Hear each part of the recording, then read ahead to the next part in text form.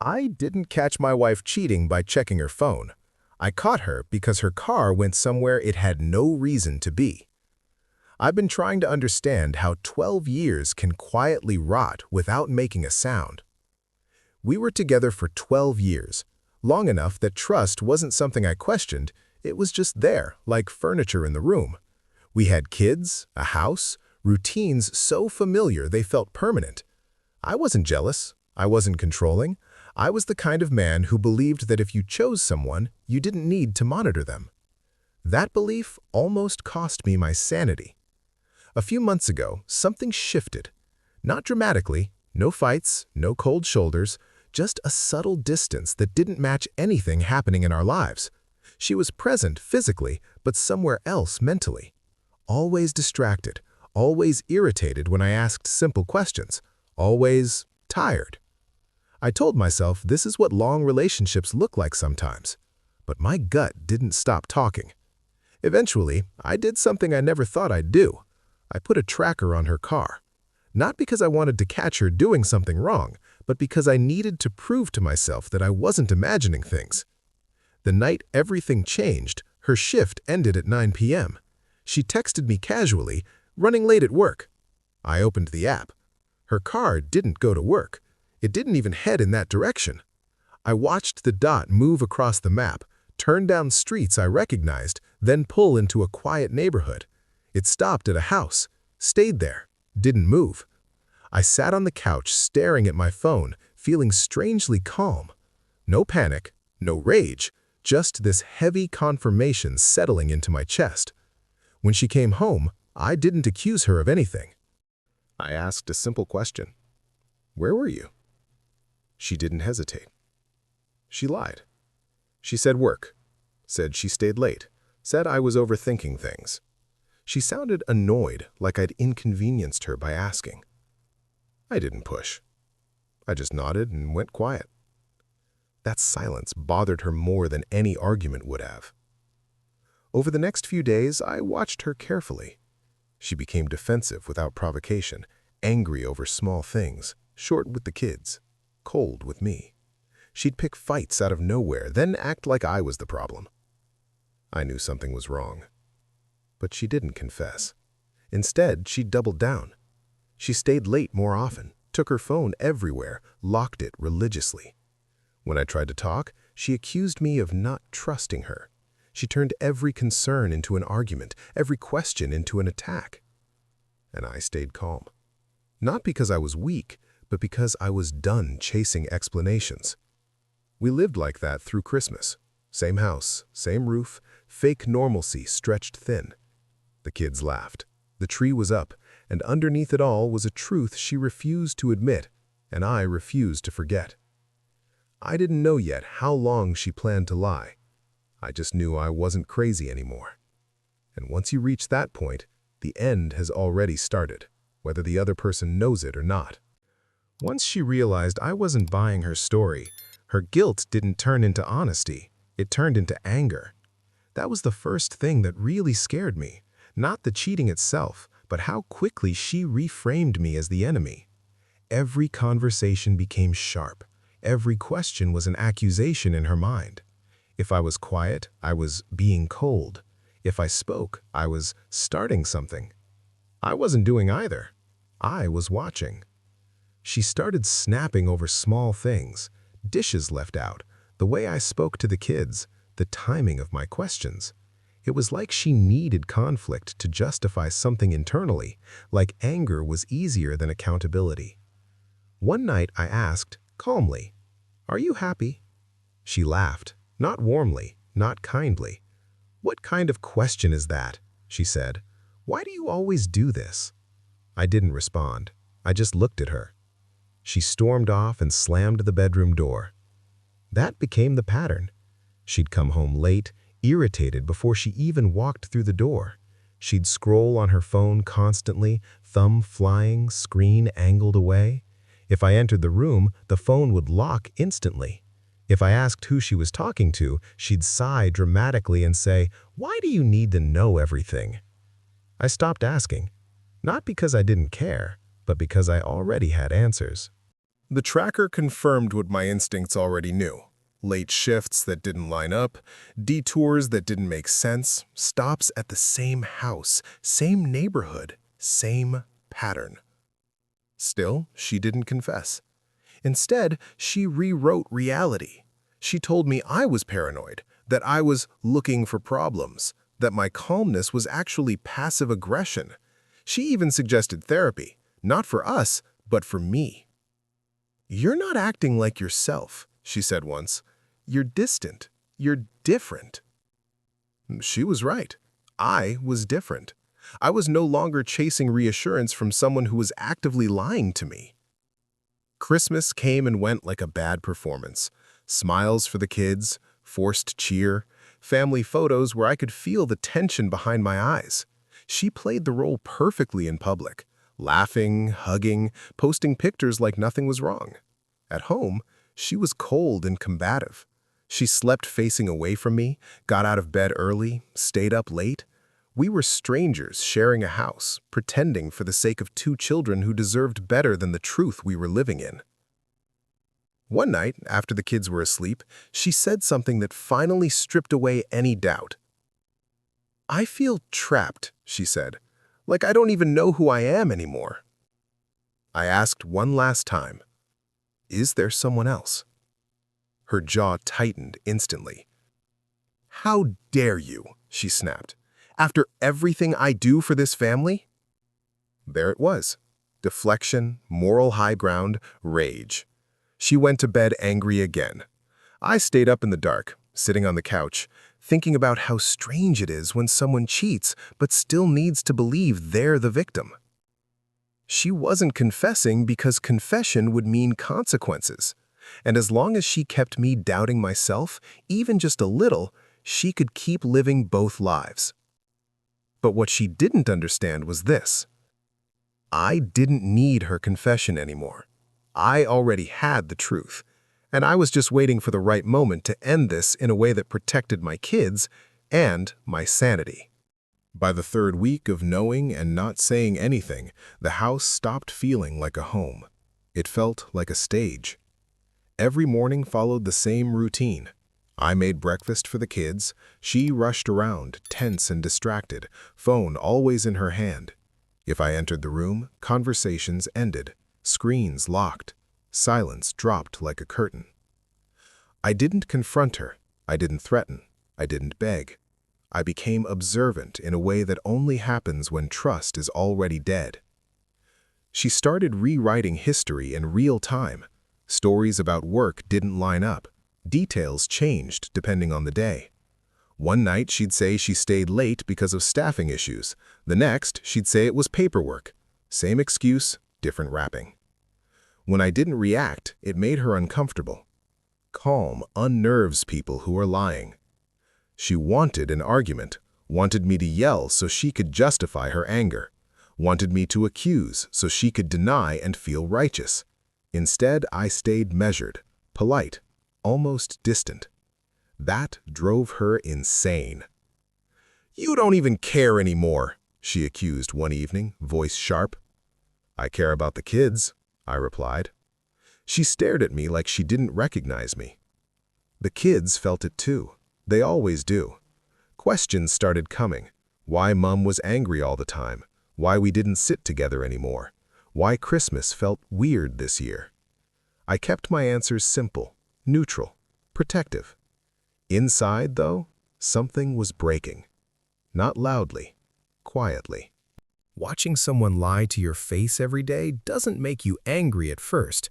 It makes you tired. Tired of pretending you don't see it.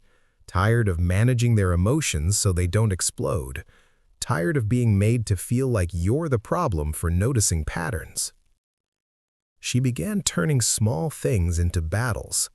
If I was late home, she accused me of checking out. If I was early, she accused me of watching her. If I said nothing, she accused me of being cold. There was no version of me that didn't annoy her because her guilt needed somewhere to land. She still didn't confess. Instead, she leaned harder into denial. One night, she said something that stayed with me. "I don't feel safe talking to you anymore." I looked at her and realized what she meant. She didn't feel safe lying without resistance. And that was the moment I understood. This wasn't going to end with honesty unless honesty served her. She was willing to live inside the lie indefinitely, as long as the house, the support, the stability, and the image stayed intact. Meanwhile, I was watching my children grow quieter. That was the line. I didn't need proof anymore. I didn't need her admission. I didn't need closure in the traditional sense. I needed a plan. Not a loud one, not a vengeful one, a clean one. Because when you're dealing with someone who can lie daily without flinching, the worst thing you can do is act impulsively. So I stayed calm, I stayed kind, and I waited. Because the truth has a way of surfacing when the person hiding it starts to believe they're untouchable. And she was very close to that point. What finally broke the stalemate wasn't a confrontation, it was a mistake. After weeks of tension, silence, and carefully controlled calm, she slipped, not dramatically, not all at once, but just enough to let reality leak through. It happened on an ordinary afternoon. She was in the kitchen, phone in hand, pacing slightly, typing fast. I wasn't trying to look, but when you've lived with someone for over a decade, you notice patterns, her posture, her tone, the way she smiled at a screen she never smiled at me with anymore. She froze suddenly. "Did you hear that?" she asked. "Hear what?" I replied. "Nothing," she said too quickly, turning the phone face down. A minute later, her phone buzzed on the counter. She had left the room. I didn't touch it, but the screen lit up. A name I didn't recognize. A message preview I didn't need to read twice. Last night was worth the risk. That was it. No context, no explanation, no plausible deniability. Just enough to confirm what I already knew and what she had worked so hard to deny. I didn't explode. I didn't pick up the phone. I didn't chase her down the hallway. I waited. That evening, when the kids were in bed and the house was quiet again, I asked her to sit down. She rolled her eyes immediately, already defensive. "What now?" she snapped. I kept my voice even. "I need you to be honest with me," I said. "Just once." She laughed bitterly. "I've been honest." I paused, then said calmly, "Your phone lit up today. I saw the message." Her face changed instantly. Not anger, not outrage, fear.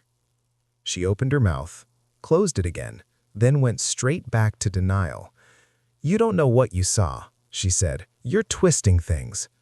I didn't argue. I simply said, "I know where your car goes after work." Silence. Heavy. Absolute. She stared at me like she was seeing me for the first time. "You tracked me?" she hissed. "I verified what my instincts were already telling me," I replied. She stood up abruptly, pacing now, hands shaking. "This is insane," she said. "You're controlling. You're paranoid. This is why I can't talk to you." There it was again. The shift. Cheating had never been the problem in her mind. Being caught was.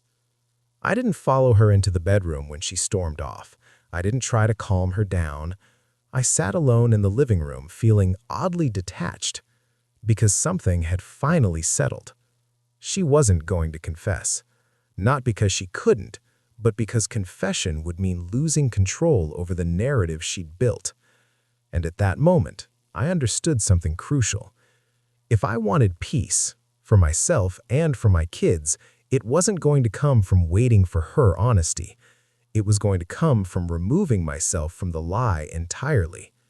So, I stopped waiting. I started preparing. Once I stopped waiting for her honesty, everything became clearer. Not easier, clearer. I stopped trying to figure her out. I stopped replaying conversations. I stopped hoping for the moment she'd finally break down and tell the truth in a way that mattered. That version of closure was never coming. So I focused on what I could control. The kids. My sanity.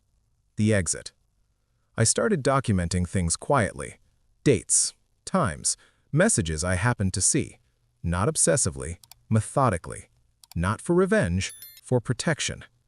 When someone lies as easily as she did, you don't assume tomorrow will be kinder than today. She noticed the shift immediately. "You're being weird," she said one night. "What are you doing all the time?" "Thinking," I replied. That answer irritated her more than silence ever could. Her anger escalated after that. Conversations turned sharp and hostile without warning. She'd accuse me of tone, of attitude, of looking at her wrong. Any attempt at normal interaction ended in an argument she clearly needed to have. I stayed calm. That calmness drove her insane. People who are lying want chaos. It gives them something to hide behind. When you don't give it to them, they start unraveling on their own. She still denied everything, still claimed I was imagining things, still said I was destroying the family by not trusting her. Meanwhile, she continued disappearing, meeting him, coming home irritated and distant, then turning her guilt into rage. The hypocrisy was exhausting. Christmas finally passed. The kids had done their best to enjoy it, but I could see the confusion in their faces. They're smarter than we give them credit for. They knew something was wrong, even if they didn't know what. That's when I decided we couldn't keep pretending. I told her we needed to talk about separating. She laughed. Actually laughed. "You're overreacting," she said. "You're really going to throw away 12 years over a feeling?" I didn't argue. "I'm not throwing anything away," I said calmly. "I'm stepping out of something that's already broken." That's when her tone changed. Suddenly, she was scared. She asked practical questions about the house, about money, about the kids' routines. Not about fixing anything, about logistics, about what she would lose. That told me everything. She stayed in the house after that, not because we were working things out, but because she had nowhere else to go. We lived like roommates, barely spoke, passed each other in hallways like strangers. The tension was brutal, but underneath it all, I felt something new, relief. Because for the first time in months, I wasn't pretending anymore. I knew this was ending. She knew it too, even if she refused to say it out loud. And I was finally moving towards something honest, even if it hurt. I thought confronting her was the hardest part. I was wrong. Nothing prepares you for telling your children that their world is about to change in ways you can't protect them from. We waited longer than we should have, not because we were working things out, but because neither of us wanted to be the one to say the words out loud. As long as the kids didn't know, there was still an illusion that things were normal. They weren't. The house felt heavy. Conversations stopped when the kids entered the room. Laughter sounded forced. Even dinners were quiet. Children sense tension long before they understand it, and I could see it in their eyes. Confusion mixed with fear they didn't know how to name. When we finally sat them down, my hands were shaking under the table. She spoke first.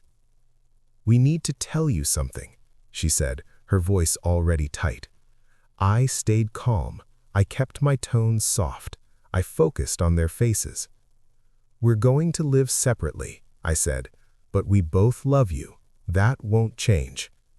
They didn't cry immediately. That pause was worse. Then the questions came. Did we do something wrong? Are you mad at each other? Are we still a family? That was the moment I almost broke, because there was no answer that could fix the damage already done. When they started crying, I held them. I told them this wasn't their fault. I told them both parents loved them. I told them we'd still be there every day. All the right words, delivered calmly, but none of them were enough.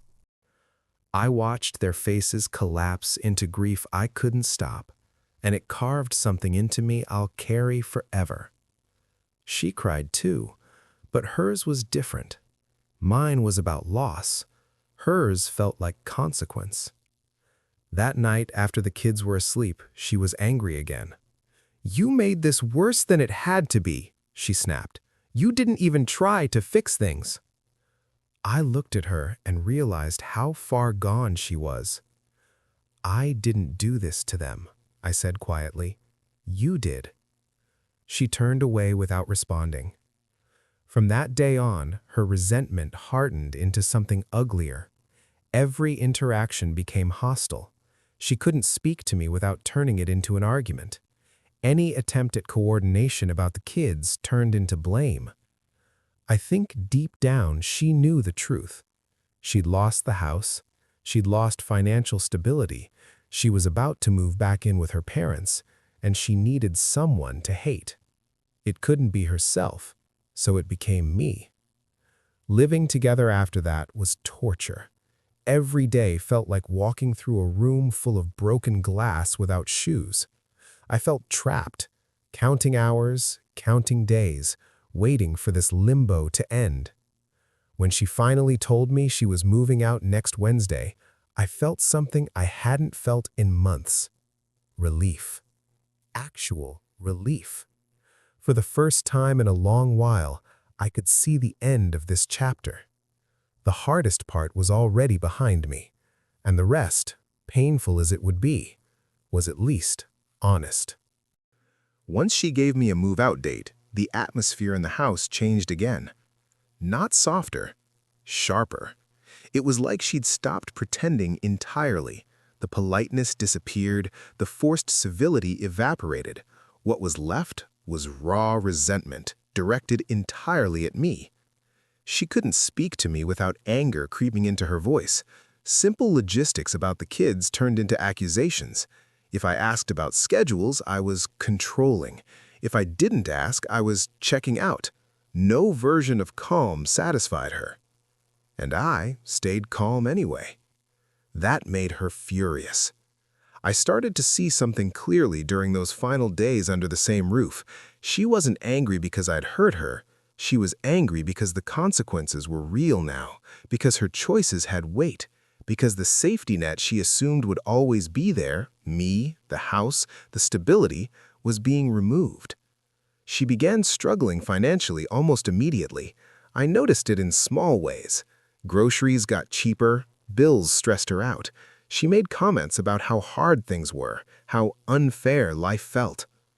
I didn't comment. Support had an expiration date, and she'd already spent it.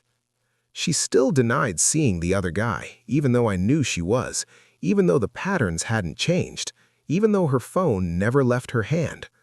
The lies had become automatic by now, less about deception and more about habit. I think lying had become part of who she was. One night, she said something that summed it all up. "I can't believe you're doing this to me." I looked at her for a long moment. "I didn't do this," I said evenly. "I reacted to what you did." She scoffed. "You could have handled it better." That was her final defense. Not, "I was wrong," not, "I hurt you," just, "You didn't make it easy for me."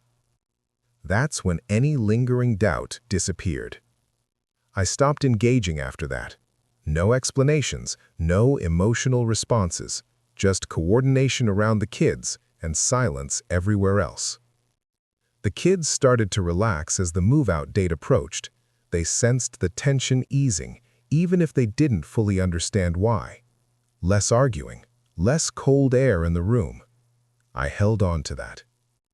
When Wednesday finally arrived, I didn't help her pack, not out of spite, but because boundaries matter. This was no longer my responsibility. She loaded her car in silence. At the door, she hesitated. "I never thought you'd actually leave," she said quietly. "I didn't leave. You did." She looked at me like she wanted to argue, then realized there was nothing left to say. When the door closed behind her, the house felt different, still painful, but breathable. For the first time in months, I wasn't living inside a lie, and that changed everything. The first night she was gone, I didn't sleep much. Not because I was devastated, but because the house was finally silent in a way it hadn't been for months. No slammed doors, no tense footsteps, no sharp sighs meant to provoke a response. Just quiet rooms and familiar walls that felt like they were exhaling with me. The kids slept better too. I noticed it immediately. No tossing, no waking up confused. It was like their nervous systems had recognized safety before their minds could. That told me everything. The next few days were strange, but steady. We settled into a new rhythm. Mornings became calmer. Meals felt lighter. I focused on small routines, school runs, homework, dinner, things that grounded us in what was real and controllable. She tried to stay present in their lives, but her energy was different now. Defensive, sharp. Any conversation about schedules or responsibilities turned into friction. She still couldn't speak to me without irritation bubbling up. I didn't match it. I kept things factual, polite, kind. That restraint seemed to frustrate her more than anger ever would have. I heard through mutual contacts that she was still seeing the guy from work, still denying it openly, of course, still rewriting the story in ways that made her look trapped, misunderstood, pushed into decisions she never wanted. I didn't correct anyone. I was done participating in her version of reality. Financially, she was struggling. That became obvious quickly. Complaints slipped out during exchanges about the kids, about rent, about money, about how hard everything is now. There was an unspoken expectation there, like she thought I might step in and soften the landing. I didn't. Not out of cruelty, but because consequences matter, especially when children are watching. I focused on being stable, present, calm. I didn't badmouth her to the kids. I didn't explain adult failures in adult language. I just showed up consistently and made sure they felt safe. Some nights were still heavy. Grief doesn't disappear just because you made the right decision. There were moments I'd sit alone and feel the weight of what was lost. Not the relationship, but the future I'd assumed we were building together. That grief was real. But it didn't come with regret. I knew, without doubt, that staying would have broken me in quieter, more permanent ways. As the weeks passed, something unexpected happened. I started to feel proud. Not for enduring pain, but for handling it without becoming someone I didn't recognize. I stayed kind. I stayed calm. I stayed honest. And that mattered. I wasn't starting over. I was stabilizing. And that, I realized, was the most important thing I could give myself and my kids. It's strange how endings don't always feel like explosions. Sometimes they feel like relief arriving late. A few weeks after she moved out, I stood in the kitchen one evening, washing dishes while the kids laughed in the living room. It hit me then, not suddenly, not dramatically, but clearly. This was the first moment in a long time that felt normal. Not happy, not perfect, just stable. And stability, I've learned, is underrated until you lose it. I don't think about her the way I used to. Not with anger, not with longing. More like a closed file, something I remember exists but don't need to open anymore. When I do think about her, it's with a kind of detached understanding. She didn't become evil overnight. She became dishonest slowly, then resentful, then cruel when her lies stopped working. Watching her turn that guilt into hatred toward me was unsettling, but it also freed me from any lingering self-blame. I didn't destroy our family. I refused to live inside a lie. That difference matters. The kids are adjusting. Some days are harder than others. There are questions I can't answer yet, and emotions I can't fix. But they feel safe, and that's the foundation everything else will be built on. They see consistency now, calm, predictability. They see me. I'm giving myself a full year focused on my health, my kids, my life. No rushing into anything, no filling the space with distractions, just rebuilding carefully, honestly. Do I believe I'll meet someone again one day? Yes. But only someone who chooses honesty, even when it's inconvenient. Someone who doesn't need deception to feel alive. Someone whose love doesn't require me to doubt my own instincts. It still amazes me how someone can go from being the love of your life to someone you can't even look at without disgust. But it happens. And when it does, the bravest thing you can do isn't fight. It's walk away calmly, protect what matters, and start again without bitterness.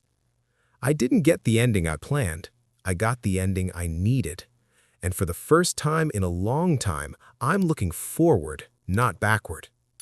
What would you do in my situation?